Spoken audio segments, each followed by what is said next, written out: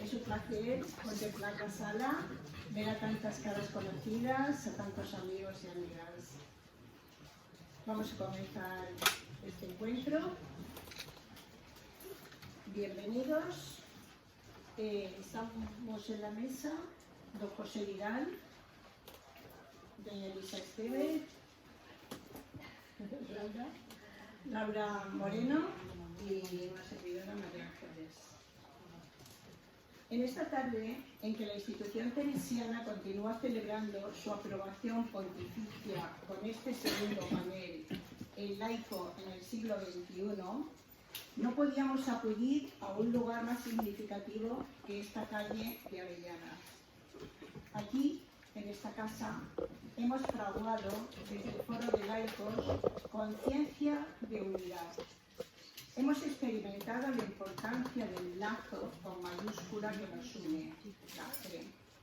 Nos hemos ido conociendo, formando y dando pasos para vivir el espíritu sinodal que la Iglesia nos marca. Con este espíritu de sinodalidad, la institución teresiana comparte hoy con todas las personas que nos acompañáis la esencia y misión de su presencia en el mundo. Laicos que, con diferentes modalidades asociativas, fortalecidos por la oración y el estudio, inspirados en el modo de vivir de los primeros cristianos, desean colaborar en la construcción de una sociedad más humana, acercando al hombre a Dios, sintiendo fuertemente su llamada: vosotros sois la luz y la sal. Todos somos conscientes de las dificultades que hoy conlleva el anuncio del Evangelio en una sociedad como la nuestra, materialista, cómoda y apática. Pero los que aquí estamos sabemos que eso no puede desanimarnos ni acobardar, sino que nos empuja a un mayor compromiso con la misión que el Señor nos ha confiado. Seréis mis testigos. Antes de dar la palabra a esta fantástica mesa de personas súper competentes, ellos nos van a enriquecer con su saber y sobre todo con su propia experiencia de vida. Me gustaría hacerme eco de unas palabras del mensaje de Juan Pablo II que dirige a la institución con motivo de la aprobación del actual Estatuto de 1990. Por cierto, que tal día como hoy, en el año 78, fue nombrado Papa Juan Pablo II. Nos dice Juan Pablo II: a una institución llamada a ser signo y fermento del reino de Dios en las mediaciones educativas y culturales, el Espíritu Santo otorgará la capacidad testimonial y profética que exige vuestra vocación. Una vocación y misión que reclama un seguimiento de Cristo vivido con personal entrega y cercanía. Vuestra experiencia educadora os dispone bien a cooperar en la formación del laicado, para potenciar los valores cristianos de la familia, para estar presentes en modo testimonial y creativo en el mundo de la escuela y la universidad. Gracias a todos por vuestra presencia. Gracias por compartir con nosotros la alegría de poder celebrar este centenario. Y gracias porque juntos continuaremos la misión que la Iglesia nos confía: ser un laicado comprometido y evangelizador. Paso ahora a presentar a nuestra primera ponente, Laura Moreno. Eso del doña parece que con nosotros no va mucho. Laura Moreno Marrocos. Laura, muchas gracias por estar con nosotros y nos va a enriquecer con su ponencia, discípulos y ciudadanos. Muchas gracias, María Ángeles, muchas gracias a todos. Es un gusto estar aquí en Valencia. ¿Me oís bien? Sí. En Valencia este día precioso. En Madrid había una lluvia horrorosa esta mañana, así que fue muy grato, ¿verdad?, estar viviendo un poquito el mar y gracias por la acogida. Bueno, tenemos muy poquito tiempo, de manera que voy a tratar de acelerar. A veces cuando uno se pone a pensar, ¿no?, con mucho cariño, en este caso, cuando me lo pidieron, digo, ¿qué puedo aportar yo, ¿no?, a este foro? Pero luego, cuando uno se pone a pensar, resulta que hay mucho, ¿ves?, para compartir. Pero haré una pequeña síntesis, pero quería empezar con un vídeo, ¿no? Esto de la comunicación a mí me lleva a eso. Vamos, María Ángeles, a ver si lo podemos.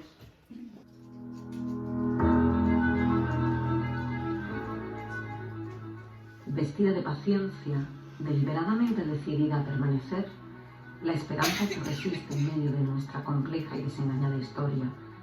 Verdea en la fragilidad y la belleza de un pequeño brote, haciéndose presencia discreta y vulnerable, pero persistentemente sostenida allí donde hay un clamor, un lamento, una necesidad, una desgracia, una puerta que se cierra, una ilusión que se trunca, una vida que se escapa.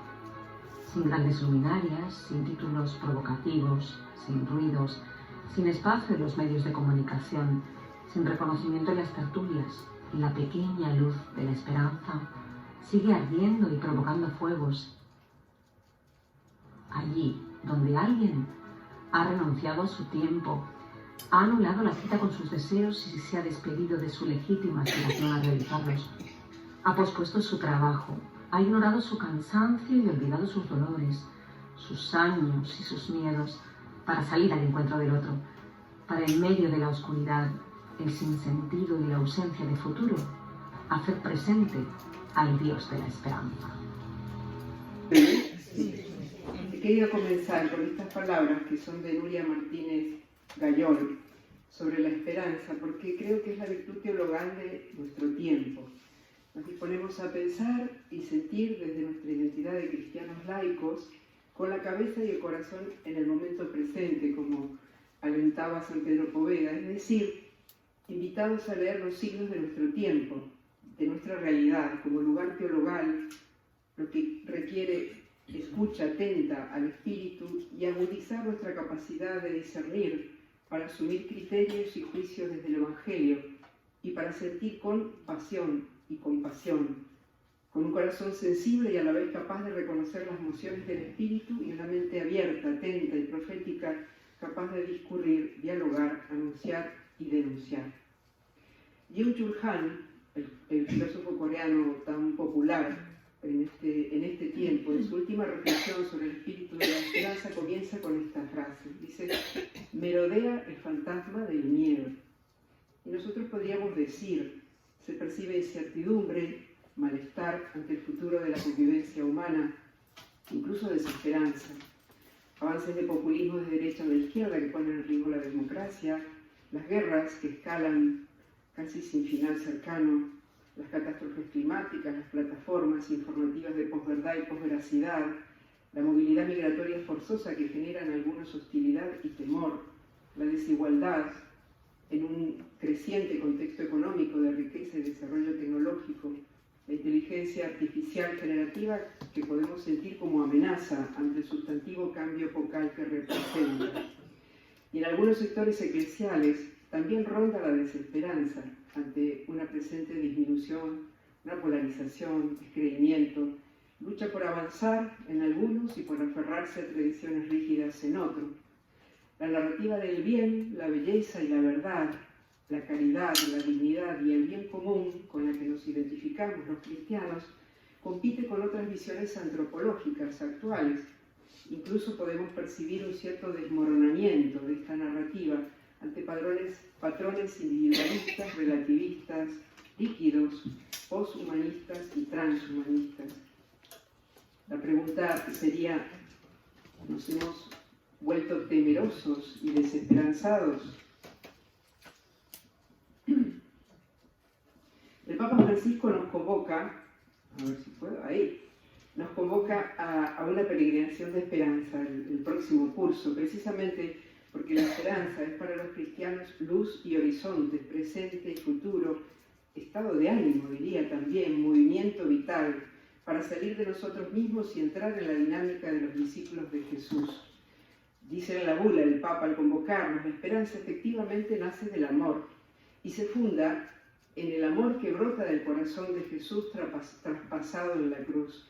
Su vida, dice el Papa, se manifiesta en nuestra vida de fe, que empieza con el bautismo, se desarrolla en la docilidad a la gracia de Dios y por tanto está animada por la esperanza, que se renueva siempre y se hace inquebrantable por la acción del Espíritu Santo.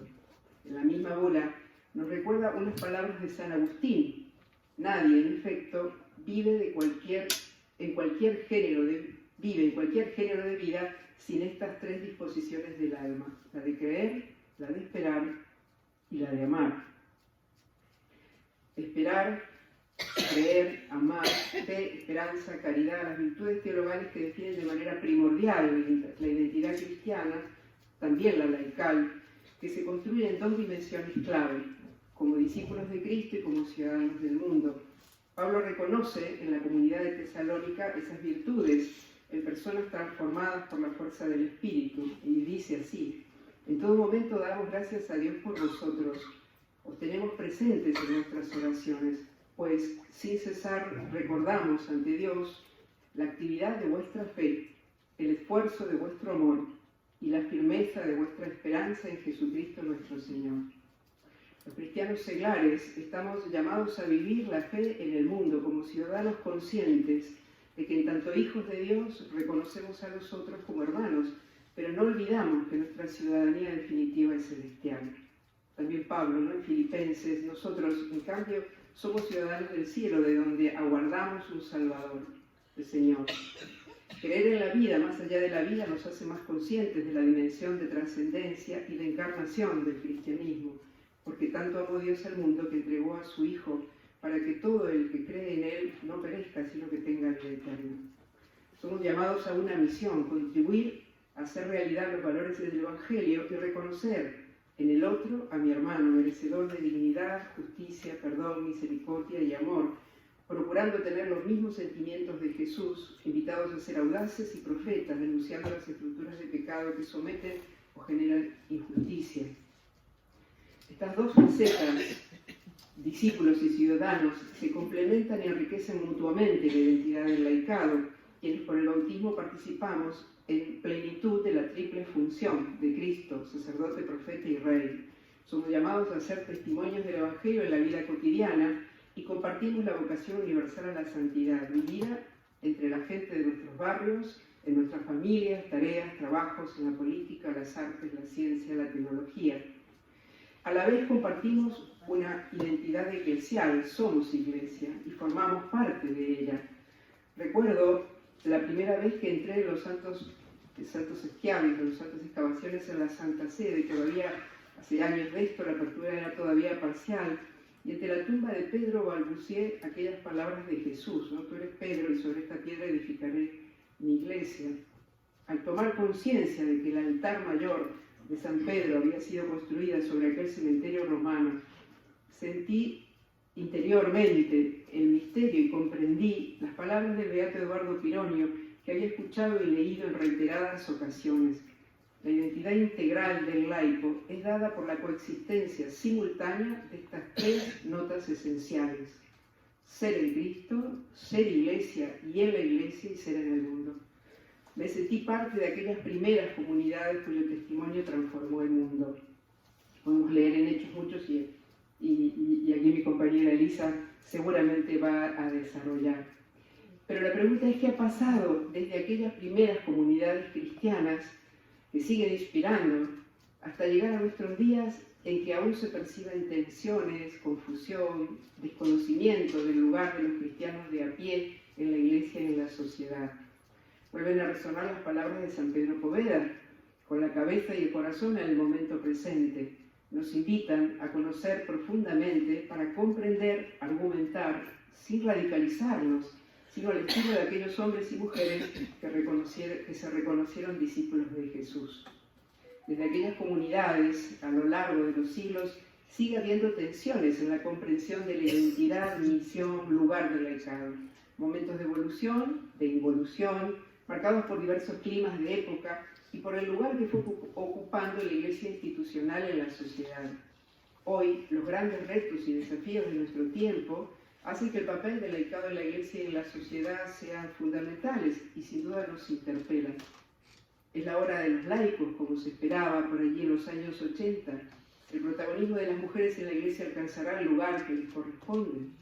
Dos anécdotas nos dicen que la cuestión viene de lejos.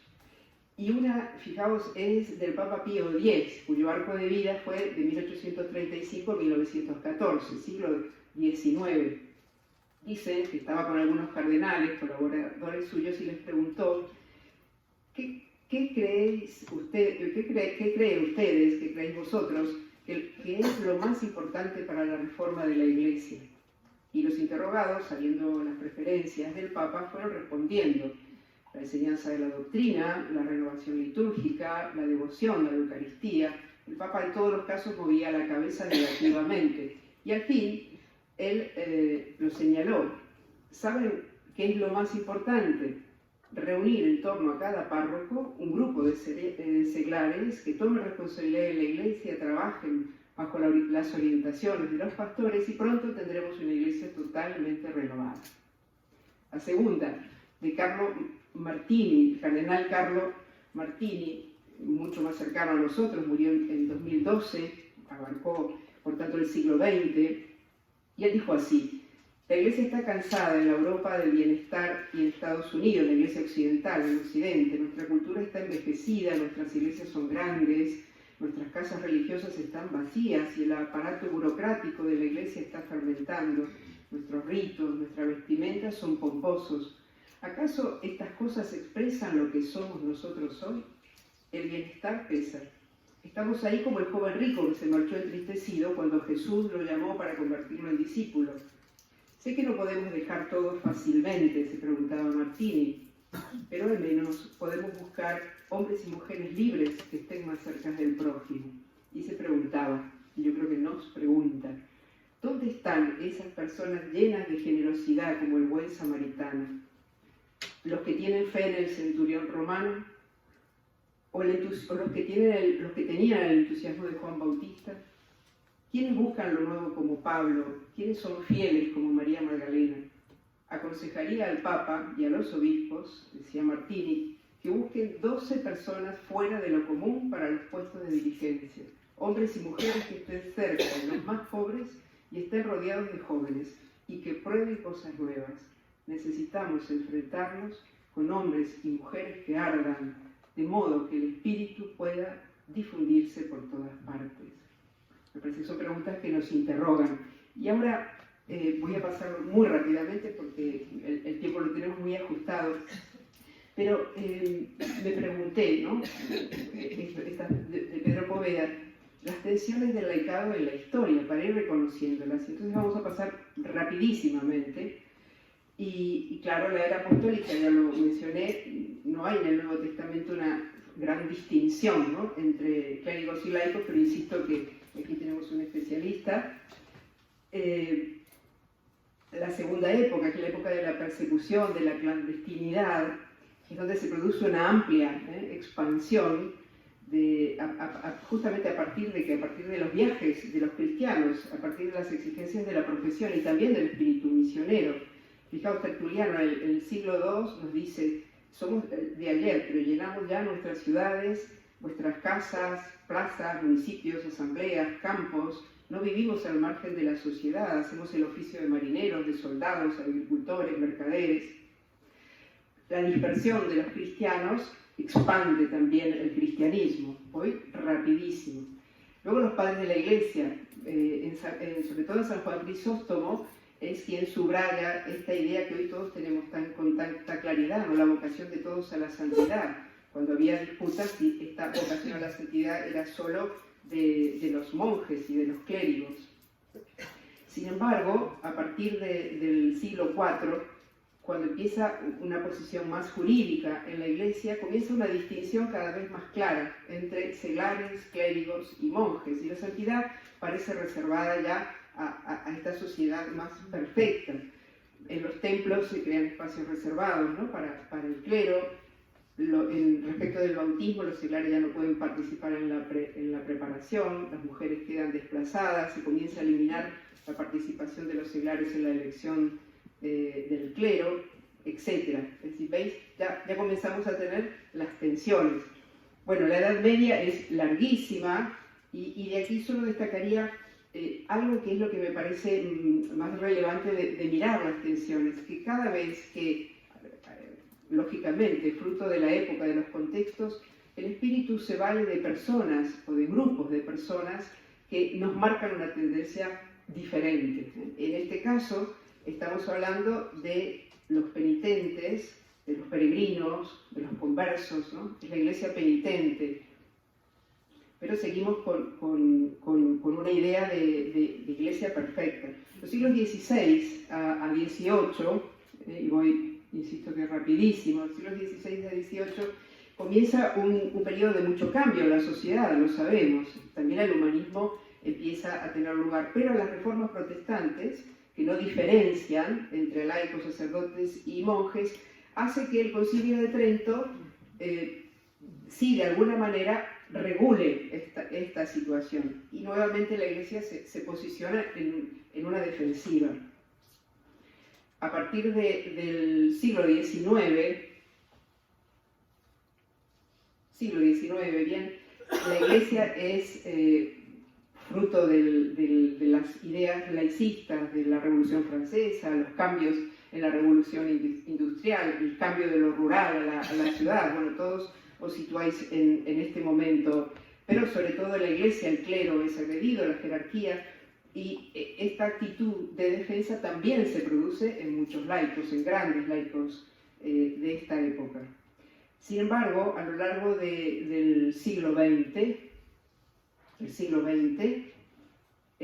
la Iglesia sigue a la defensiva. Sin embargo, comienza un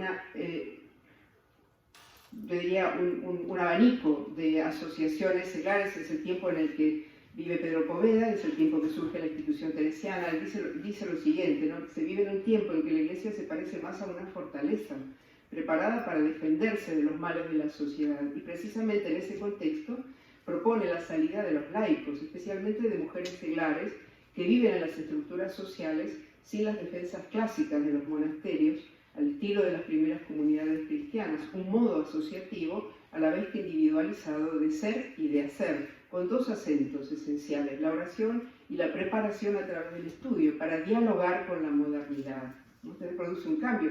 Posteriormente tenemos varios movimientos, seguramente aquí están representados el Opus Dei, el movimiento familiar cristiano, el Focolare y los cursillos de cristiandad. Es toda una gama asociativa que el espíritu va suscitando.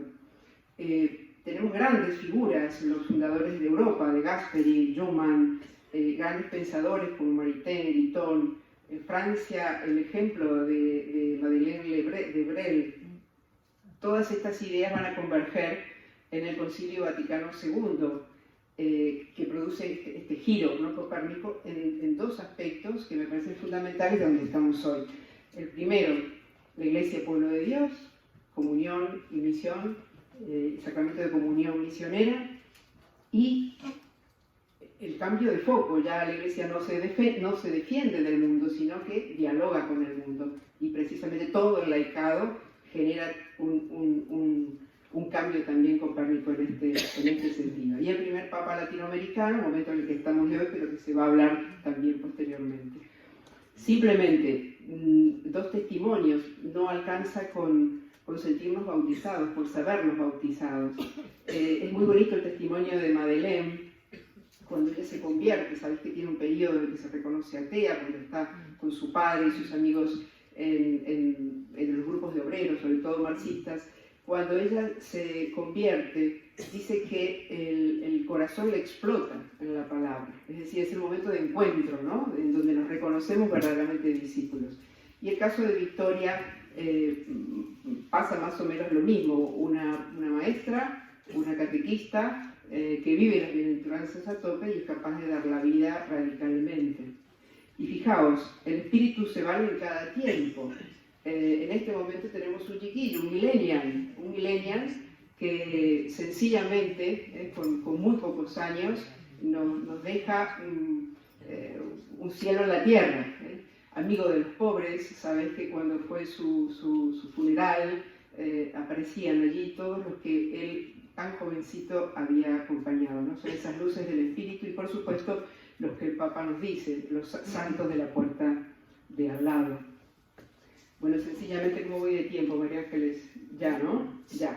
Entonces, sencillamente, les dejo esto como inquietud. Es muy bonito de desarrollar y profundizar lo que significa para nosotros ser en Cristo, ser iglesia y en la iglesia y ser en el mundo. Nunca separados, que fue el problema del posconcilio también, y por eso las tensiones en las que ahora estamos.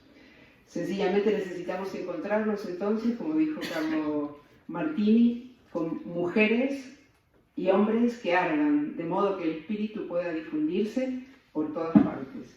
Y otra vez esa pequeña luz de esperanza, en medio de la oscuridad, el sinsentido y la ausencia de futuro, hacer presente al Dios de la esperanza. Bueno, muchas gracias y perdón por la corrida.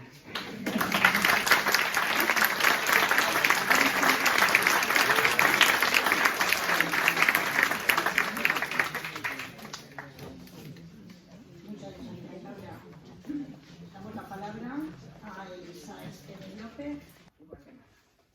Elisa, muchas gracias por estar con nosotros y tienes la palabra para exponer una extraordinaria singularidad. Bien, muchas gracias y buenas tardes a todas y a todos los presentes. También para mí es una alegría y un gozo el poder compartir esta tarde aquí con todos ustedes con ocasión de las celebraciones que la institución teresiana tiene por el centenario de su aprobación pontificia. Voy a comenzar mi intervención, que no voy a centrar en primeros cristianos, aunque aludiré a ellos. Voy a comenzar mi intervención con un testimonio. Estoy en la cárcel. Si espero el momento oportuno para hacer algo verdaderamente grande, ¿cuántas veces se me presentarán ocasiones semejantes? No. Debo aprovechar las ocasiones que se presentan cada día para realizar acciones ordinarias de manera extraordinaria. No esperaré. Vivo el presente colmándolo de amor. Esta es la oración de François Xavier Nguyen Van Thuan, obispo vietnamita, al día siguiente de ser encarcelado, el 15 de agosto de 1975 en Saigón. He elegido este testimonio porque me parece que sirve muy bien como pórtico de entrada a mi intervención.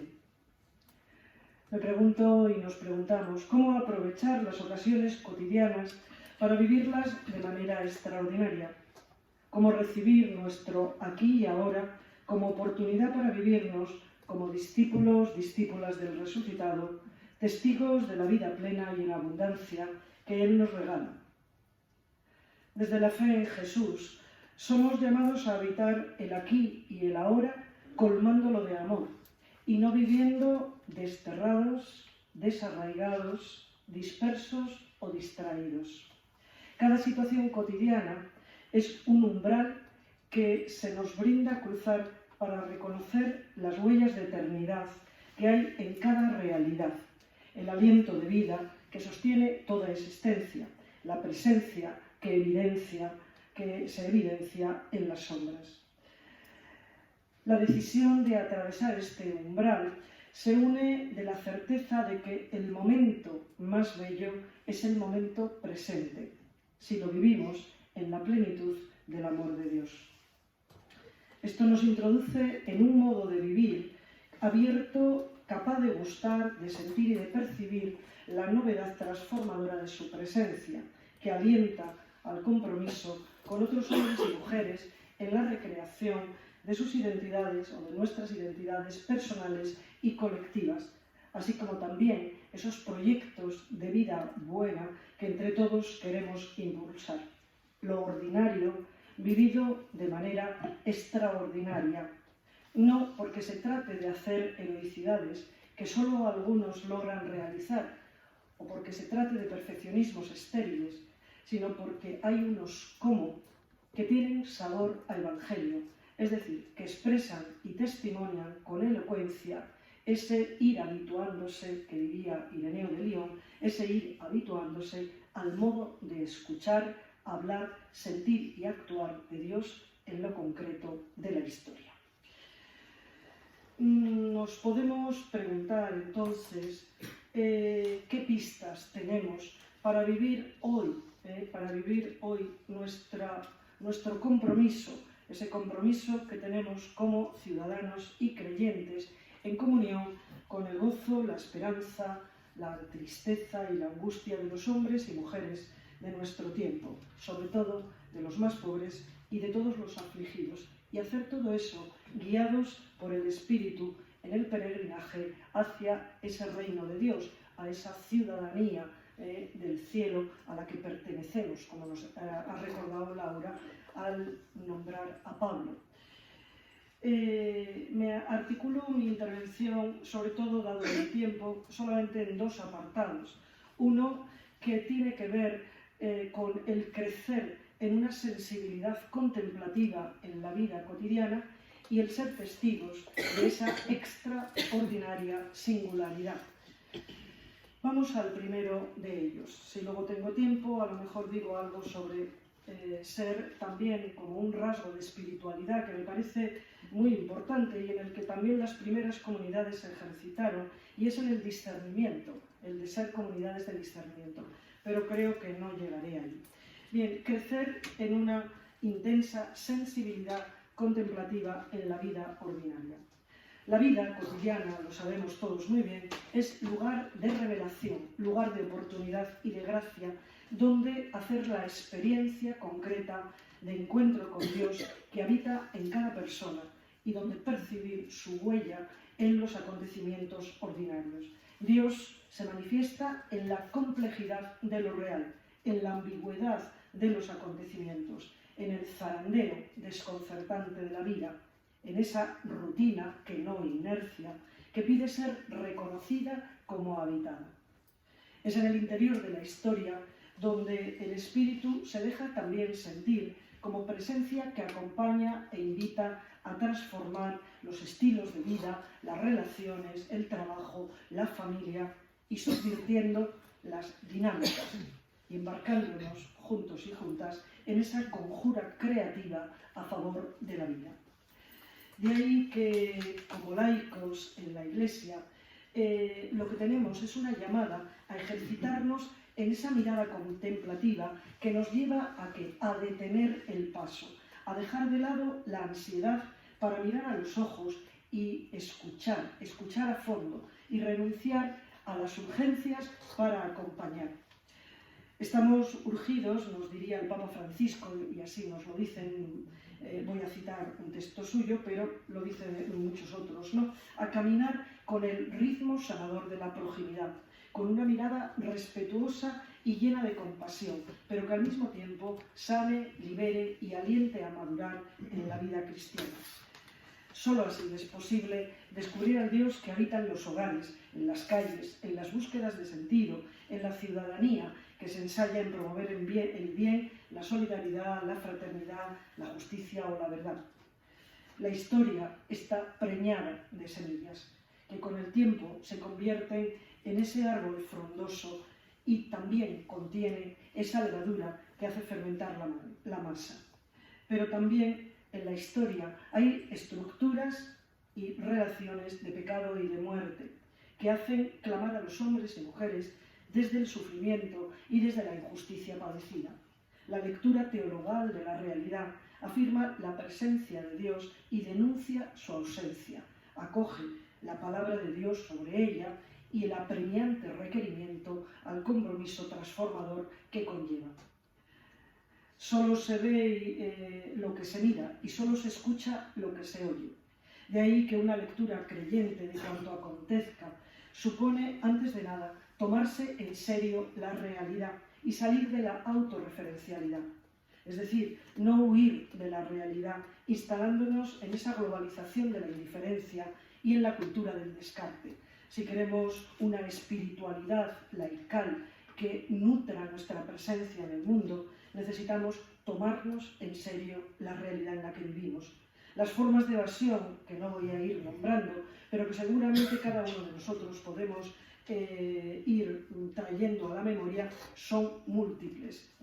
Necesitamos preguntarnos con honestidad si realmente nuestro modo de estar es un modo de estar que huye de la realidad, que se evade de ella, que no la toma en cuenta. Y por lo tanto, si alimentamos una espiritualidad que es una espiritualidad que no está encarnada. Hoy que hacemos memoria de este centenario de la aprobación pontificia de la institución salesiana, y con ello recordamos a la figura de su fundador también, pues Poveda creyó en una espiritualidad de encarnación. Por eso, cuando nos preguntamos por ella, no podemos sino trenzar los hilos de Dios con los hilos de la historia. Bueno, el lugar desde el que comprender la realidad no es indiferente. El lugar desde el que nos crecemos en la vida, en el espíritu, no es indiferente. No es lo mismo estar situado del lado de la narrativa hegemónica de la sociedad neoliberal que impone sus credos en forma de imperativos categóricos y que los podemos ir nombrando: sé feliz, vive de espaldas al dolor, expulsa lo distinto y adhiérete a lo que es igual a ti. Ignora todo pensamiento negativo y reemplázalo por ideas positivas. En fin, podríamos nombrar tantos. Bueno, no es lo mismo estar ahí o estar, por el contrario, disponible y con decisión a recibir al otro vulnerable, ampliando cada vez más la capacidad de vibrar cordialmente con todo cuanto acontece y con cada rostro humano en su desnudez. La proximidad afectiva y efectiva a quienes sufren y están en las periferias existenciales libra de las ideologías. Solo el dolor es condición de verdad, decía Epicuro. El análisis contemplativo del mundo entraña además no solo mirar, sino dejarse mirar por la realidad. Y puesto que vivimos en sociedades excluyentes, se hace necesario transitar y desviarnos hacia los lugares de periferia, ampliar la mirada, salir de nuestras sacristías y palacios de cristal para mirar y exponernos a la mirada de los otros vulnerables y de manera singular de quienes han sido vulnerados en su dignidad y en sus derechos. Una espiritualidad encarnada y una mirada teologal de la realidad implica hacer nuestra la perspectiva de Dios. Y Jesús nos ha desvelado en su persona que Dios mira y escucha amorosamente desde los últimos, desde los más vulnerables, ofreciéndonos su liberación y salvación. El quid de esta transformación social y personal que necesitamos más profundamente, que insiste, por tanto, en dejarnos mirar por quienes están en la periferia, asumir sin excusas y sin paños calientes lo que ellos ven de nosotros, recibirlo en toda su crudeza, sin tapujos, e incorporarlos a nuestra mirada limitada y autocomplaciente de nosotros mismos, para poder así dejarnos transmutar, cambiar y convertir nuestra mirada. Atravesar la corteza de los acontecimientos e interpretarlos a la luz de la fe no se improvisa. Accedemos a la realidad a través de nuestros ojos, de nuestros oídos, de nuestras manos. Son los sentidos la puerta de entrada que facilitan los encuentros o desencuentros en la vida cotidiana, la apertura o la cerrazón. El filtro de los sentidos no es inocente. Vemos, escuchamos y gustamos la realidad con intereses propios que necesitan ser evangelizados para poder llegar a sentir, gustar, amar y actuar en la realidad como Jesús mismo. La experiencia creyente y una espiritualidad encarnada conlleva una profunda transformación de la sensibilidad para detectar el paso de Dios allí donde los demás solo se quedan en la epidermis de los acontecimientos. Esto significa ser reconfigurados con Cristo en lo concreto y lo real, en ese modo de relacionarnos con las personas. El modo de aprender, y no entro en ello porque para todos es muy conocido también, el modo de aprender no es otro que poner los ojos en Jesús, el que inicia y consuma la fe, como nos dice la carta a los hebreos. Bueno, volver a hacer una mirada y un encuentro con este Jesús de los caminos puede ayudarnos en esta tarea. ¿Cómo ser testigos de esa extraordinaria? Ya ven que hago una separación para no equivocarnos y no entender que hablamos de heroísmos o de perfeccionismos estériles. Extraordinaria singularidad. Bueno, pues, ¿cómo?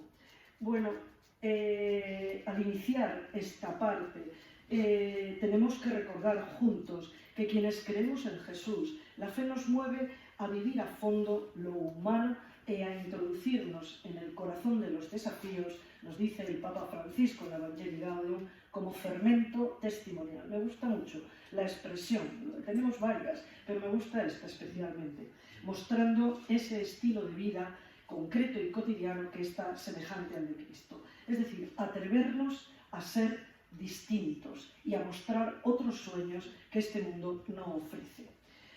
Ser creyentes en las sociedades actuales lleva a subvertir dinámicas, es decir, a mostrar con los hechos que resistimos a unos estilos de vida que nos dislocan, hieren y disgregan, causando sufrimiento y muerte, y a afirmar en cambio otros que regeneran la vida y la sostienen y que son expresión de esa ciudadanía diferente. Si habéis resucitado con Cristo, buscad las cosas de arriba, dice el autor de la carta a los Colosenses.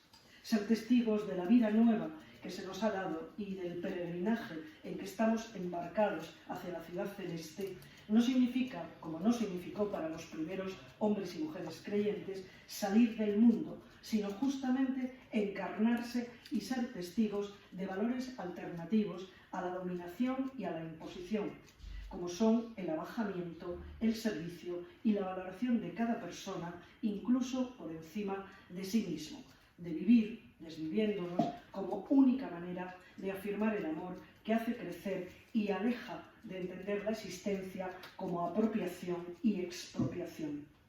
Frente a un paradigma que representa el himno de la Mec en Génesis 4, afirmar la vigencia de la caridad, 1 Corintios 13, trenzada de misericordia, bondad, humildad, mansedumbre, perdón y comunión. Estos son los rasgos de una espiritualidad de encarnación para toda la Iglesia y de manera muy particular para los laicos. Ser testigos de esperanza en este tiempo es acoger el desafío de consentir que se tambalee la consistencia con que enfrentamos la vida y nos orientamos en el acontecer diario. Es decir, dejar atrás y reordenar los códigos de interpretación de las cosas compartidas en la vida cotidiana, es decir, los valores, las actitudes, las formas de actuar, de sentir y de pensar, y disponerse a desear primero e identificarse después con otros que nacen de la experiencia de comunión con Dios que en Cristo Jesús, muerto y resucitado, revela su rostro.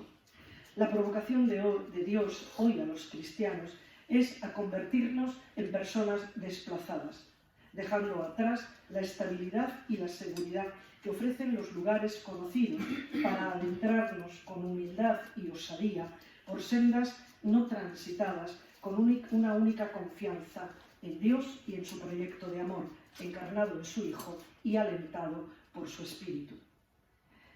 La buena noticia de este tiempo es que Dios nos llama a entender la vida como paradoja, siendo testigos de esa extraordinaria singularidad que, como decíamos antes, no se confunde con ser superhombres o supermujeres, sino que, a decir de la carta de Ogneto, muestre en la vida cotidiana, dice el autor, un tenor peculiar de conducta admirable y, por confesión de todos, sorprendente, como, según el autor de la carta, vivían los primeros cristianos, siempre sabiendo que estamos ante una apologeta cristiana y que no pretende describir la realidad. Las cosas fueron más ambiguas de lo que a veces los textos nos dejan decir, y más en este caso, pero sí tiene la fuerza, la carta de Ogneto, tiene la fuerza de ir alineando para esos hombres y mujeres que mostrara esa extraordinaria singularidad. Los grupos cristianos fueron minoritarios y marginales en los orígenes, y ellos no compartieron, por eso son marginales, porque no compartieron muchos valores centrales y hegemónicos en su sociedad. ¿Por qué? Pues porque la fe en Cristo los llevó a afirmar en sus vidas otras creencias, otros modos de sentir y de hacer. Esta difícil tensión, porque era una difícil tensión, no a los valores hegemónicos, que por otra parte eran los que todos vivían, y al mismo tiempo mantener el seguimiento y la fidelidad a Cristo, esa difícil tensión supuso un ejercicio continuado de resistencia y de creatividad, en el que las identidades se negociaron en el inter, es decir, en un difícil ejercicio de alteridad ideológica no exenta de ambigüedades y necesitada siempre de discernimiento. ¿Cuál es el principal obstáculo para vivirnos desde aquí? Pues nos lo dice el Papa en la Evangelii Gaudium. El principal obstáculo, dice él, es el gris pragmatismo de la vida cotidiana, el acomodamiento al mundo y a sus criterios. Esta fue la tentación también de muchos hombres y mujeres cristianos en los orígenes. Sin embargo, como el Papa Francisco nos dice, la mediocridad no puede ser una excusa para lanzarnos con intrepidez a ser testigos del resucitado. ¿Qué hilos de espiritualidad alimentan este modo de como todos pero distintos? Algo que para Poveda fue tan querido y que en el modo, en su espiritualidad, es uno de sus rasgos más significativos. Yo diría que esto de la marginalidad, que ahora son categorías nuevas, Poveda le gustaría mucho, porque efectivamente él habla de estar en la realidad como todos, pero con la singularidad del Espíritu de Cristo. Esto es lo que estábamos diciendo. Bueno, pues ¿qué espiritualidad? Yo diría que una primera es que necesitamos reaprender a sentir que sentimos. La vulnerabilidad como camino nos reabre a la apertura del sentir y nos redescubre que el ser humano es un ser afectado, conmovido, que tiene capacidad para recibir. Se trata de entender bien esto que estamos diciendo, pero es ampliar nuestra capacidad de recibir, de ser herido por los otros vulnerables, igual que nosotros, pero también de permitir especialmente que los que han sido vulnerados por las situaciones de injusticia, discriminación, exclusión, pobreza, etc., nos afecten y nos toquen el corazón. Esta amplitud del sentir que va de la piel al corazón y del corazón hasta la piel se convierte en un motor de acción, en un movimiento que lleva necesariamente a responder y hacernos responsables de la situación de nosotros y que conduce a acoger, a reconocer, a amparar, a dar hospitalidad, a curar, a ser responsables junto con los otros de la vida, a comprometernos con la justicia allá donde cada uno de nosotros estamos. La tradición cristiana presenta a Jesús siendo maestro en esta andadura, en este ser afectado y conmovido, con capacidad para recibir a los otros. Como no recordar, y antes hacíamos mención a ello, a ese se le conmovieron las entrañas a Jesús, que no puedo ahora mismo desarrollar. Siguiente hilo de una espiritualidad para una extraordinaria singularidad: cultivar la interdependencia. Y el primer hilo de esa espiritualidad es el del reconocimiento, es decir, una espiritualidad encarnada cree firmemente que el otro es un ser libre, dignificado, que plasma su propia vida en cooperación y en reciprocidad con los otros, y que de ningún modo puede ser moldeado de forma pasiva o manejado por todos a la manera de un animal o de un rebaño, nos dice Martha Nussbaum. Bueno, cada ser humano, y esto lo sabemos ya desde el libro del Génesis, cada ser humano es un fin en sí mismo, nunca un objeto, creados a imagen y semejanza de Dios. ese reconocimiento que supone la convicción de que todos y todas somos sujetos con capacidades humanas. Es decir, que cada uno, cada una, somos realmente capaces de hacer y de ser de acuerdo con una idea intuitiva de la vida que corresponda a la dignidad del ser humano. Jesús fue también maestro en esto del reconocimiento, como reconoce a cada hombre y a cada mujer. Dentro de este reconocimiento señalo y simplemente lo enuncio, la capacidad de agradecer. ¿Cuántas veces agradecemos a nosotros? ¿Cuántas veces nos abrimos a mirar la semilla de bien, de bondad y de belleza que anida en cada persona? Pues bien, en lugar de tanta palabra tóxica que conlleva desprecio y maldecirnos, es necesario aprender a bendecirnos, es decir, a bien decir, a hablar bien de nosotros. Una espiritualidad que quiere nutrir ese modo de ser diferentes tiene que ver con esto. Poveda es una de las profundizaciones que hace en torno a estas temáticas cuando él alude a todas las reflexiones que hace sobre la mansedumbre.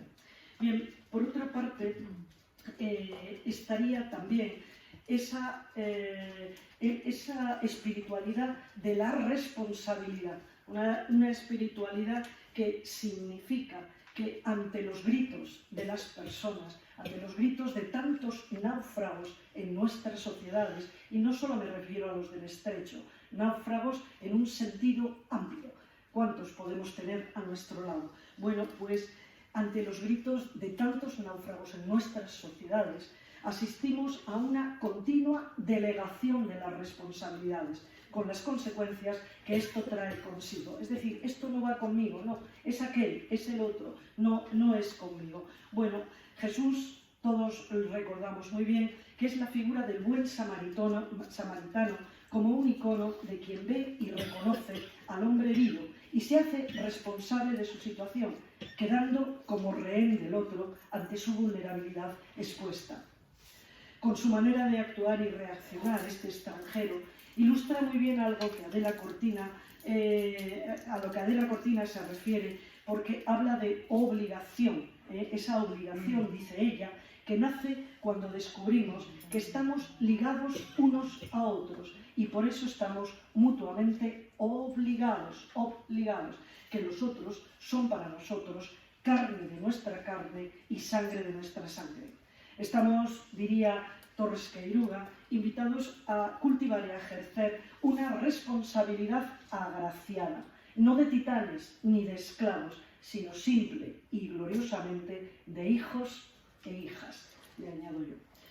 Pues bien, necesitamos cultivar una esperanza solidaria, jubileo de la esperanza, una esperanza solidaria, porque la esperanza solo es verdadera cuando es coesperanza. Entonces es una llamada a esperar con los otros en ese espacio común donde cada uno es responsable de los demás y rehén de su destino. Ahí es donde nos estamos invitando a vivir. Pero esperar con otros solo es creíble también cuando esperamos con quienes sufren y están en las cunetas sociales. Es el desafío también de este presente. Necesitamos aprender a regalar, especialmente a quienes están más maltrechos y desesperados, la experiencia de que alguien espera y confía en ellos. Esto significa que creemos en ellos, en sus posibilidades y en sus capacidades, que nos coimplicamos con paciencia y humildad en la transformación de la historia, aguardando en comunión un futuro mejor, una historia distinta y una nueva creación. Algo que distinguió a los primeros hombres y mujeres cristianas fue ese amor de caridad entre ellos, pero algo que los distinguió fue que rompieron las fronteras étnicas, fronteras sociales, fronteras económicas, fronteras políticas y que pusieron a los más necesitados en el centro de sus preocupaciones. Y por último, ya simplemente ya lo enuncio, cultivar también una espiritualidad de la ecodependencia. ¿Qué significa esa espiritualidad? Pues significa, en términos más propiamente de espiritualidad, alentar un estilo de vida profético y contemplativo, capaz de gozar profundamente sin obsesionarnos con el consumo y evitando la dinámica del dominio y la mera acumulación de placeres, o el despilfarro y el abuso sin límites de los recursos de la biosfera. Uno de los pecados, hablando en estos términos, más fuertemente criticados en los orígenes cristianos es la codicia. Es el vivir por encima, diríamos, de los otros, aprovechándose de ellos. La espiritualidad cristiana propone un crecimiento con sobriedad y una capacidad de gozar con lo poco, por lo que nos permite detenernos a valorar lo pequeño, a agradecer las posibilidades que ofrece la vida, sin apegarnos a lo que tenemos ni entristecernos por lo que no poseemos. Y por lo tanto, desde ahí, aumentar nuestras redes de solidaridad con otros. Una espiritualidad también que cultiva esta mirada ecológica es una mirada contemplativa que es llena de admiración y agradecida ante toda la belleza de nuestro planeta, que aprecie y valore el don que es cada persona en sí misma y de los bienes que hemos recibido como regalo de Dios. Bueno, pues aquí lo voy a dejar porque el tiempo está superado. Les dejo ahí también otro de los hilos que no he podido ya también desarrollar, pero que tiene que ver con el cuidado. Creo que también una espiritualidad del cuidado es especialmente relevante en las sociedades en las que vivimos, que son sociedades en las que nos descuidamos y descuidamos a otros de tanta manera. Pues desde aquí, muchas gracias por la escucha y le paso ya al siguiente. Muchas gracias.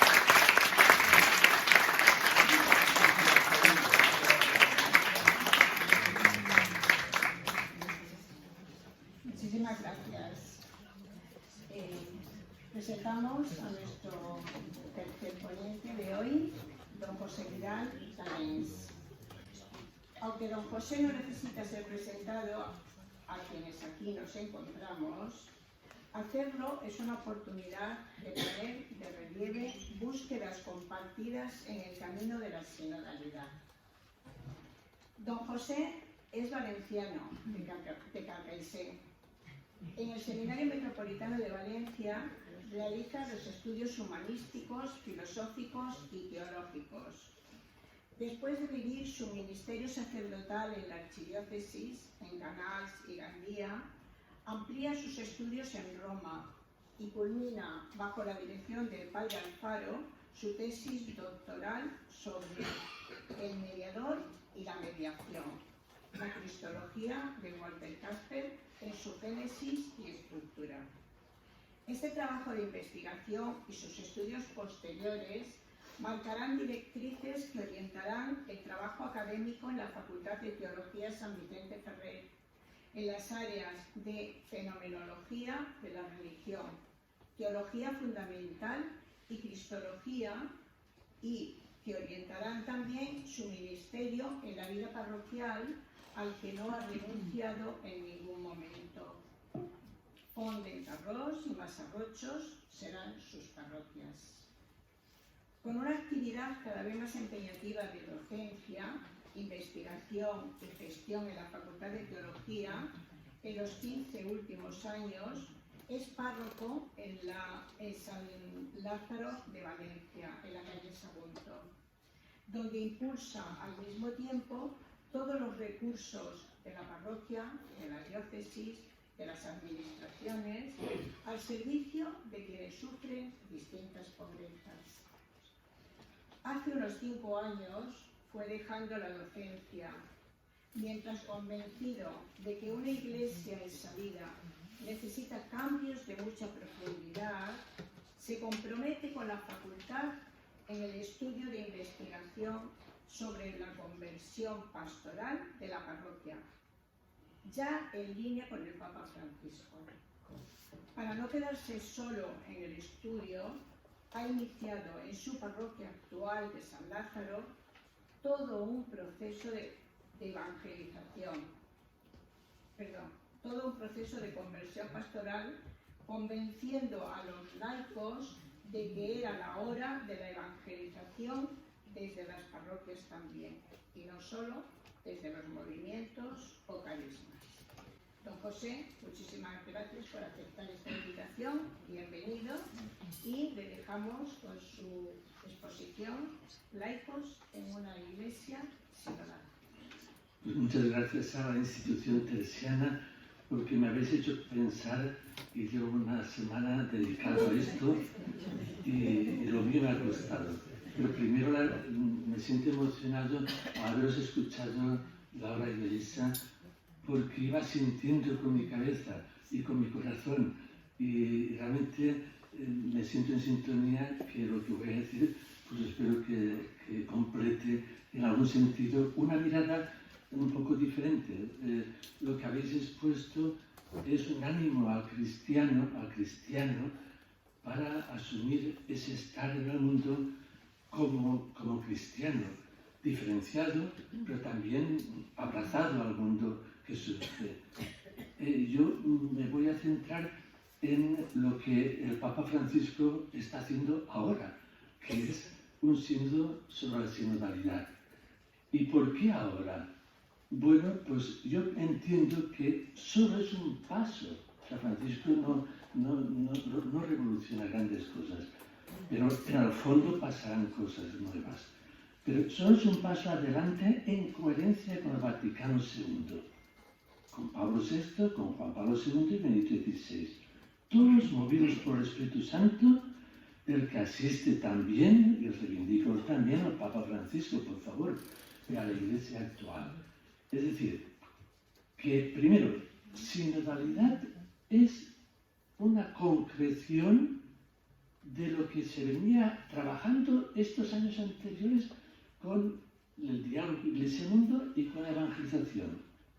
Pero claro, una concreción muy atrevida, porque ya no habla solo de conversión de los cristianos, sino de conversión pastoral. Ese concepto tenéis todos los laicos y sacerdotes y obispos tienen ya que ponerse en serio. Es decir, se trata de una transformación del modo como funcionan las instituciones de la Iglesia. ¿Sí? Ya no solo esa exigencia personal de cada uno, que llamamos conversión personal. No. Añadir conversión pastoral, por favor, que nadie se equivoque. Se trata de cómo funciona la estructura jerárquica de la Iglesia. Entonces piden que, bueno, ya que sois pastores, pastoreadme de otra forma. Bueno, esto yo lo recojo en estos días, bueno, ya llevaba tiempo desde la primera asamblea animándome a que esto era fabuloso para lo que venía a la Iglesia. Aunque venga otro papa y otro papa, tranquilos, que no pasa nada. Y si se echa un poco atrás o adelante, no pasa nada. El Espíritu, esto es del Espíritu, no es del Papa Francisco. Esto es ya una llamada a toda la Iglesia. Pero para futuro, igual, si corremos menos, si corremos menos. Yo no lo veré, tranquilos, pero es una llamada para futuro, esto es para futuro.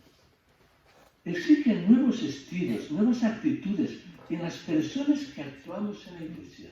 También en los laicos que tenéis responsabilidades y tenéis instituciones. Pues pide también a la institución teresiana nuevos modos, nuevas actitudes. Bueno, ¿qué significa esto? El ser la Iglesia sacramento universal de salvación, desde Jesús hasta hoy, no lo justifica todo. No, está la Iglesia. Pues no lo justifica todo. No justifica todas nuestras conductas, ni nuestras estructuras, nuestros modos de funcionamiento. No lo justifica todo. Sí, la Iglesia Sacramento Universal de la Salvación lo seguirá. Pero nos pide a sus miembros verdadera conversión y verdadero testimonio. Ha salido bastante ya. Entonces, testimonio martiría. Y no solo morir por Jesús, si es necesario, asumirlo, pero testimonio. Entonces, bueno, yo ya soy unos clérigos, otros laicos, ya, pero testimonio. Sí, esto es un adiós al catolicismo confortable. He escrito un poco bastante esto y no me ensayaré. Yo tengo la impresión de que hay mucho católico, mucho cristiano católico, que están bien, ¿cómo está? Muchos sacerdotes, muchos, sí, no marees mucho. Lo llamo catolicismo confortable, escudado en la fortaleza de sus instituciones. Bueno, ya, vale, pero no vuelvas a hablar de esto. Pues voy a volver a hablar de esto. Es decir, voy a volver a hablar de los pecados de la Iglesia. Es que, ¿cuánta cantidad de cristianos que le quitan importancia a esto? Y yo me atrevo, digo aquí, no me voy a tener mucho, es que hemos perdido la autoridad moral.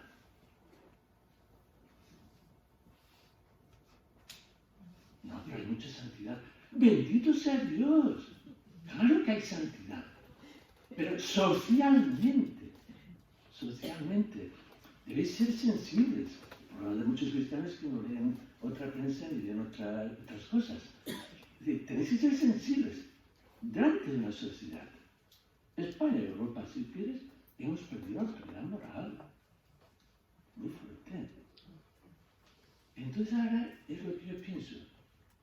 Viene el Papa y el Espíritu le debe estar guiando porque dice, bueno, ya teníamos pueblo de Dios. Vale. Y también templo del Espíritu Santo, como no, y el cuerpo de Cristo, todo. Pero teníamos pueblo de Dios. Y no podríamos comportarnos nosotros, aprender a comportarnos como pueblo. Y entonces se le ocurre, pues, un signo de la sinodalidad, pero si nos ponemos a discutir, ya os veo, es que vais a ver muchos miedos para adelante, para atrás. No. La sinodalidad, como se dice del Zen, es una praxis. Si no la practicáis, seguiréis dando vueltas sin dar paso. Entonces, os pongo una mesa para 12, y al obispo, cardenal, curia, religiosos, laicos, hombres, mujeres, todos allá al ladito, y empezáis a escucharos. Pues esto es lo que se le ha ocurrido. Entonces yo vuelvo sobre este punto. Despertemos, por favor. Despertemos en estas parroquias, en estas instituciones. Como no estamos tan ocupados, nos parece que podemos seguir. Y bueno, ya vendrán otros. Pero despertemos. Aunque lo iniciemos, o sea, yo lo tengo claro, yo no lo veré. Pero, como dice el Papa, iniciemos procesos. Y entonces ahora se nos pide que iniciemos procesos de cara a esta experiencia de sinodalidad. Me he recordado estos días la parábola de los de mi generación que cita Bertolt Brecht. Está quemándose la casa, es Neruda, está quemándose la casa y hay gente en su interior, pero no están saliendo. Tú, que está quemando, no están saliendo. Y uno me preguntó al que está fuera, mientras el fuego le chamuscaba ya las cejas, ¿qué tiempo hacía fuera? Si llovía, si no hacía viento, si existía otra casa y otras cosas parecidas. Sin responder, esta gente, pensé, tiene que arder antes de que acabe con sus preguntas. Así estamos muchos en la Iglesia. Ay, pero y después de esta reforma, y después de esta, y después de... ¿Y qué pasará? Y esto no atenta con esto, no atenta. No os estáis quemando. Entonces yo os animo a que, hombre, el fuego que nos ha de arder en nuestros corazones es el del Espíritu de Jesús y su Evangelio, que desde el Vaticano II nos impulsa no solo al sentir con la Iglesia, sino sentir también con la humanidad doliente que nos espera. Por eso, gozos y esperanzas. coincido, digo lo mismo que habéis dicho. Lo prioritario en la Iglesia no es ella misma, es la humanidad que sufre y espera. Pero la Iglesia no. Lo prioritario en estos cristianos no es la Iglesia, es la humanidad que sufre y espera. Ahora, si queréis ganar en credibilidad, que ahora se os ha perdido, y si queréis que Dios vuelva a ser creíble, es importantísimo la ética. Eso se llamaba antes la autoridad moral. Quedamos descalificando a Dios, al Evangelio, si no nos tomamos en serio la conversión personal y adelanto, y la conversión pastoral. Hay que ir más allá del mantenimiento de todo lo que funciona. Funcionan muchas cosas, muchas. Y hoy tenemos más dinero que nunca ha tenido la Iglesia. No es normal, si somos también ellos. Tenemos mucho. Pero hay que ir más allá. Hay que ir más allá. Hay que empezar una actitud, un estilo, una reforma que nos va a implicar mucho. Y claro, esto tiene que ver con el punto de que, pero ya la Iglesia es jerárquica, ya. Ahora no corrijo nada a la gente que dice que el lugar del laico es el mundo. He dicho también que la prioridad es el mundo. Pero llevo tiempo diciendo, aquí hay que aportar algo diferente. Es lo que llamo, hay que despertar vocaciones laicales para evangelizar. No sé si detenerme, pero decir, no basta la misión del laico en el mundo. Mirad que los clérigos y jerarquías y todos nos quedamos bastante cómodos. Los laicos en el mundo, pero ahora necesito vocaciones laicales. Todos no vamos a hacer lo mismo. La Iglesia siempre dice vocaciones laicales para que colaboren desde dentro también con el ministerio ordenado. Si hay diáconos, si hay sacerdotes, si hay obispos, que el ministerio ordenado vale, no lo quito, pero necesito laicos que asuman que con ese fuego del Espíritu, yo diría hasta con cierta pasión, con mucha humildad, se atrevan a llamar a la puerta del ministerio ordenado, sean sacerdotes, y ofrecerse para no hacer más cosas, sino para en el café hablar con ellos y empezar a decir, sueño con la Iglesia sinodal que estamos escuchando. ¿Y usted cómo lo ve? Y empezar ahí una actividad diferente. Yo siempre, si he sido teólogo, la verdad es que la Iglesia es jerárquica, hay que salvaguardarla para no hacer depender de nosotros el don de Dios, que es Jesús y su Espíritu Santo, que son sus discípulos, y que es el ministerio propiamente apostólico continuado en sus sucesores. Eso no depende de mí, es un regalo de Dios. Y eso no lo toco. La constitución de la Iglesia no se generó, ni se genera desde nosotros. Nos precede el don de Dios Redentor y Liberador de la humanidad. Pero ese dársenos de Dios se llevó y se lleva a cabo por modos de encarnación y kenosis. Y eso no lo hacemos visible muchas veces. Para salvaguardar esta dimensión de don de Dios, la Iglesia se definió como jerárquica. No nace todo la base, de acuerdo. Pero esa palabra hoy no es nada bien entendida en nuestro mundo moderno y escandaliza. Pues, ¿qué ha hecho el tema del signo de la sinodalidad? Dice en el instrumento labores que están estudiando en esta sesión segunda. La sinodalidad es el marco interpretativo más adecuado para comprender el ministerio jerárquico. Si el instrumento Laboris es una síntesis de la escucha que se ha hecho en todas las iglesias del mundo, parece que no han borrado esta frase. Se confirma. La sinodalidad es el marco interpretativo más adecuado para comprender el ministerio jerárquico. Pues daros un poco unos 50 años, para que esto vaya. Primero, si os enteráis vosotros, me alegro, ya empezamos. Yo en mi parroquia, en los retiros espirituales, llevo ya 2 retiros, que es de 10 a 6 de la tarde, y ya son ejercicios sinodales, es decir, ejercitaros en la sinodalidad, en la escucha mutua y en el discernimiento. Los laicos no estamos, los laicos y sacerdotes, madre mía, y obispos, no estamos entrenados en el discernimiento.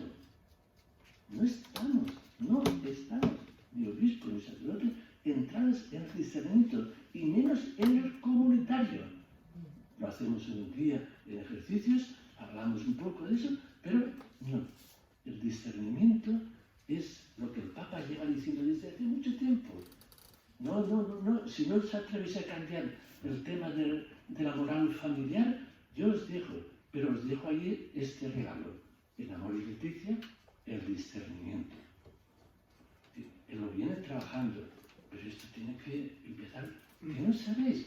Pues a vuestro padre, quien sea, alguien que pudiera venir o ir nosotros a aprender en el discernimiento personal y comunitario.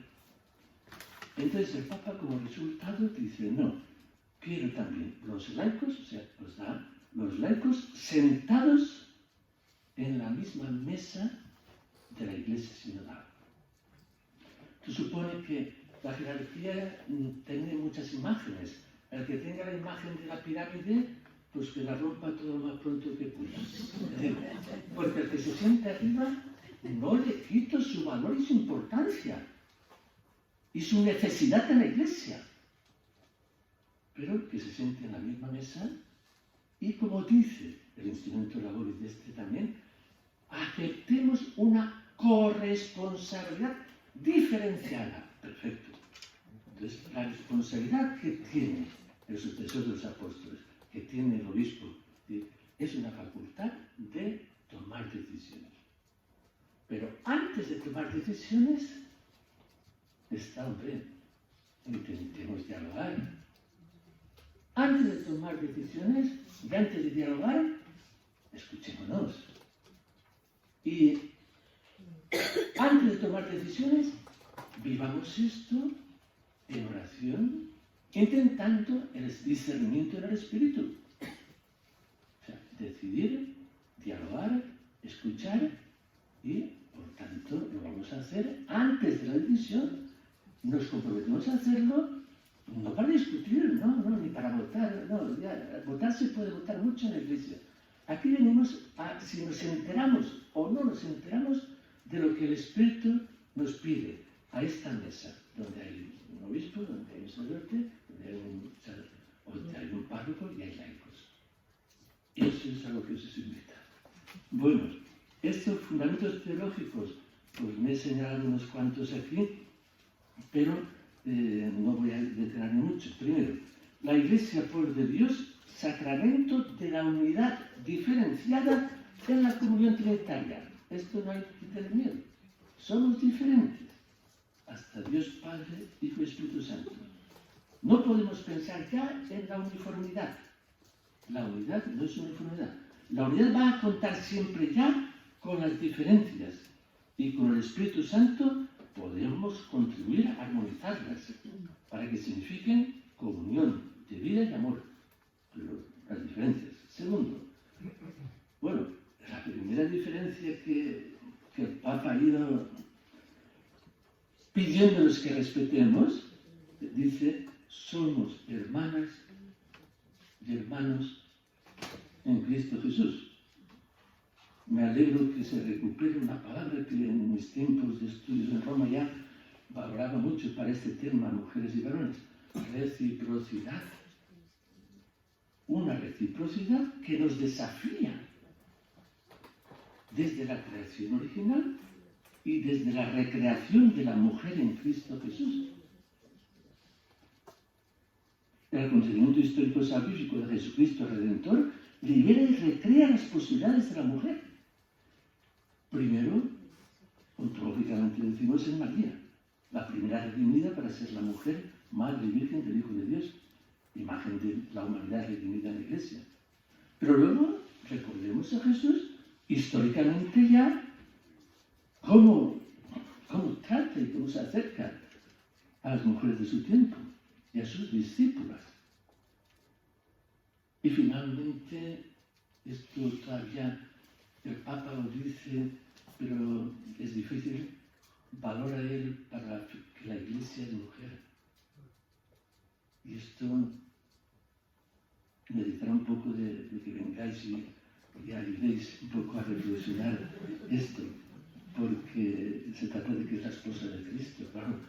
Y entonces teológicamente funciona, pero yo lo que estoy diciendo es sencillamente, por favor, varones y mujeres, sentados a la mesa. Esto es muy importante para los niveles jerárquicos, que tienen prioridad siempre ya. No hablemos de cuotas, como se hace en los partidos, pero el Papa no intenta dar pasos sin hablar con la mujer, con una mujer. Esto está ahí. Y esto es justo, porque varones y mujeres necesitamos del Redentor, de la redención. Pero redimidos tenemos voz para hablar. Tercero, para una iglesia sinodal, la primera conversión, tanto laicos, pastores y consagrados, todos, es convertirnos a la escucha y a la acogida, abstenernos del juicio y de la exclusión.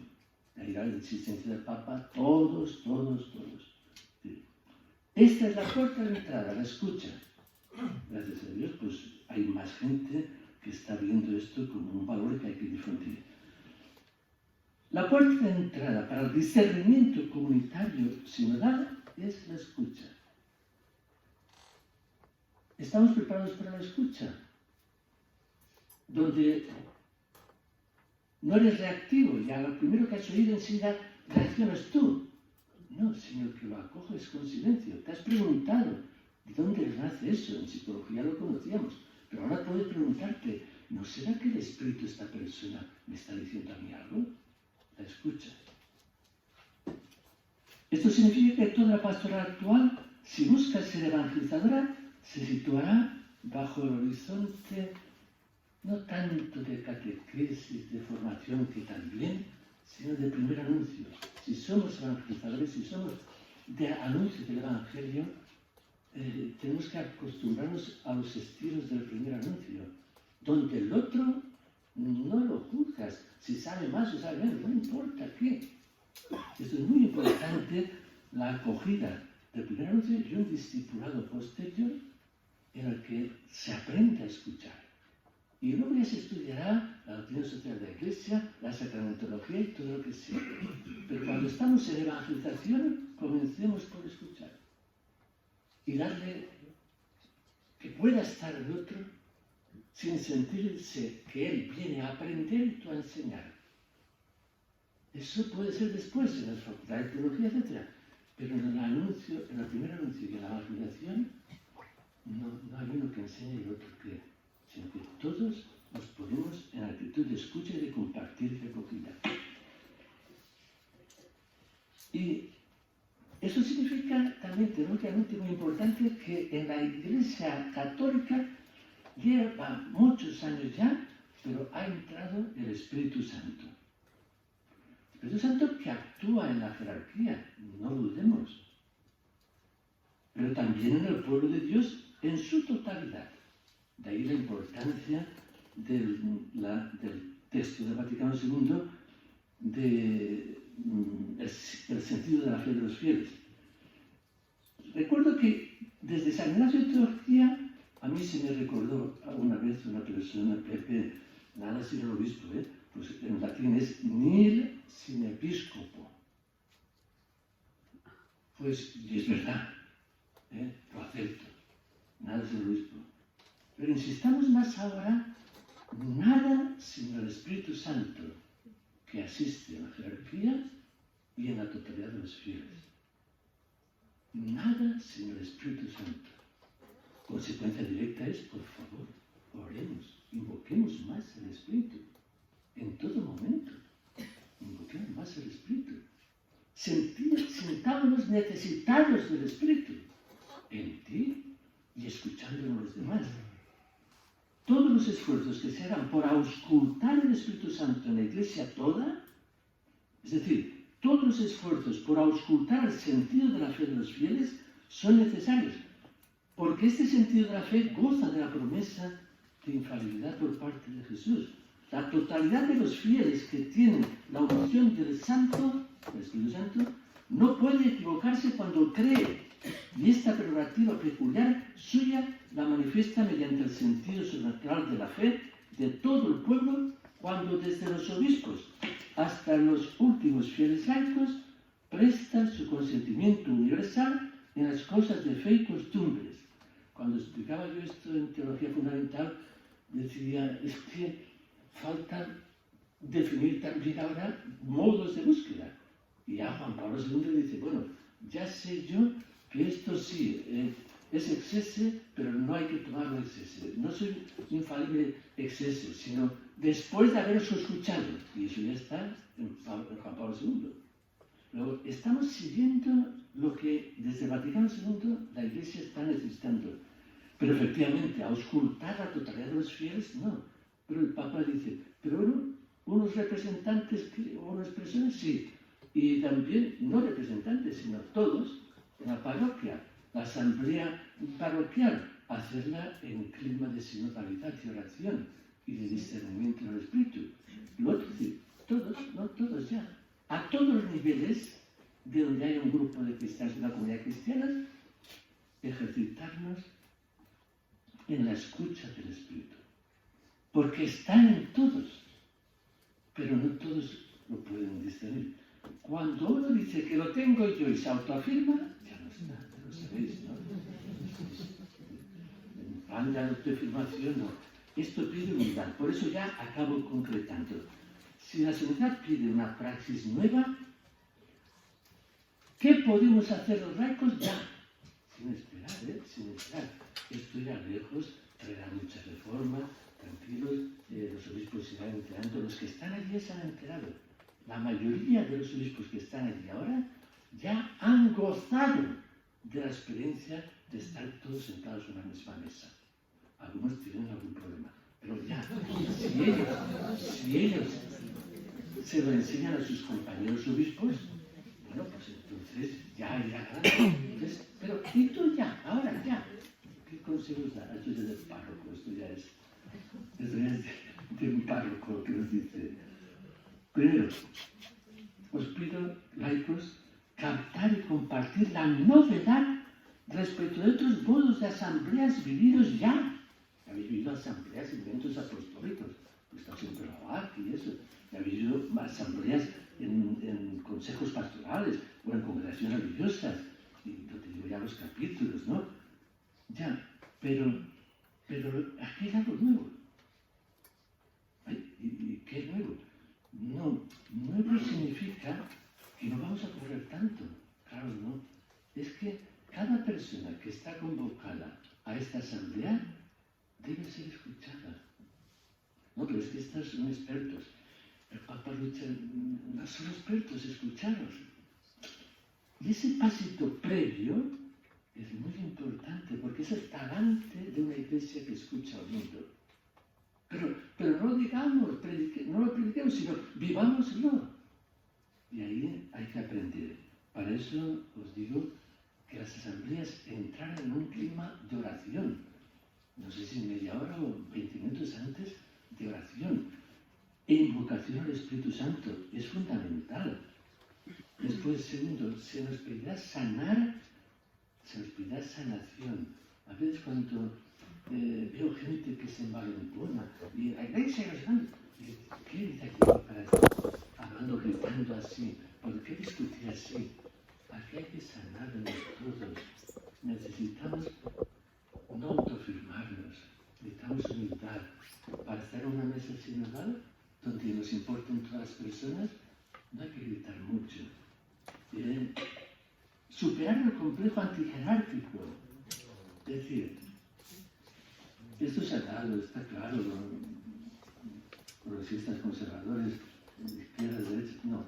Es que esto, si Baltasar dijo superar el complejo antirromano, pues yo diría simplemente el antijerárquico. O sea, es que yo os pediría a los laicos facilitar a la autoridad eclesial, párroco, quien sea, o presidente de una asociación, que evolucione hacia la mayor escucha y liderazgo compartido. Y he dicho facilitar. Eso lo pongáis más difícil. Es decir, si atacáis, pues es normal. Cuando uno ataca, se pone el otro a la defensiva. No sé si estoy pidiendo demasiado, pero facilitar. No, pero es que no tiene razón, es que lo ha hecho muy mal. Es que... Ya, pues si estás convencido de eso, invitarle a un café. ¿Y cómo te sientes? Háblale al corazón. Háblale al corazón. Amparo, ¿cómo se siente? ¿Qué le pasa? ¿Qué tal? Háblale al corazón. Que hable de lo que... Y conecta con su corazón para poder un poco decirle algo que no le va a gustar que le digas. Facilitar, facilitar. Y cuarto, la parresía. Es decir, siempre animo, laico, ten más confianza en ti. Varón, mujer. Sobre todo en los temas de las parroquias, las mujeres, por ejemplo, pues es normal. Hay un respeto especial para el varón párroco, ¿vale? Pero muchas veces, si le doy tiempo y si le escucho, cuando no le doy tiempo lo fastidio, eso ya está claro, ¿eh? Aquí hay gente que me conoce. Pero cuando estoy sentado y estoy en la acogida, les doy tiempo, confía más en lo que tú estás discerniendo, confía más. Y si no aciertas, el Espíritu Santo te lo hará ver pronto, no te dejará que te autoengañes. Y entonces corrígete, pero confía. ¿Piensas que esto es lo mejor para todos? Vívelo, hazlo. Confiar más y por tanto hablar. Hablar con libertad, con confianza y respeto. La parresía era esa capacidad, el don del Espíritu que también nos da. No, yo estoy aquí como una más en la iglesia y puedo hablar con respeto. Y por último, algunos los queramos ya, después de los movimientos y carismas que llenan la iglesia, valorarle un poco a las parroquias, ¿sí? Si no las habéis dejado como la pariente pobre de la iglesia. Entonces pido, que acabo, laicos que están en movimientos neocatecumenales, que están en movimientos de espiritualidad, que están siguiendo un carisma religioso como laicos, que están en la institución teresiana, sí, pero no os lo quedéis todos, porque la tendencia siempre es los que nosotros formamos que se queden a servir a la institución, que se queden a servir al momento. Pasarnos unos cuantos a las parroquias, pero no para venir a hacer lo mismo que hace. No me convirtáis en una parroquia, una franquicia de un carisma, de un movimiento, para escuchar a la gente que hay y qué se puede hacer haciendo evolucionar a la gente con nuestro apoyo y con nuestra escucha. Eso sería muy interesante, muy interesante. Los que ya están formados, que ya tienen los 10 años, que han cumplido todo el camino. Por eso me dedico a despertar vocaciones laicales, a evangelizar desde las parroquias.